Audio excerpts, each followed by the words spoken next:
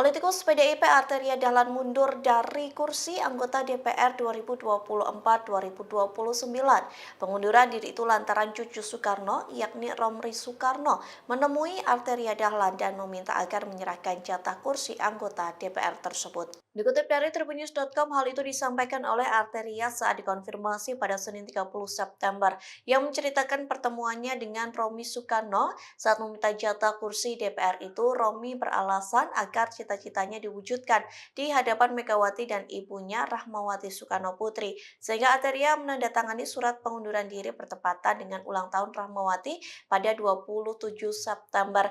Arteria mengaku legowo menyerahkan jatah kursi anggota DPR itu kepada cucu Soekarno. Hal itu dikarenakan ia merasa memiliki utang budi dengan keluarga besar Bung Karno, sehingga saat jatah kursi anggota DPR diminta, Arteria menganggapnya sebagai balas budi. Ia pun menegaskan memiliki kewajiban untuk menjaga Megawati dan keluarga besar dari Soekarno. Terlebih Arteria menyebut dirinya merupakan petugas partai.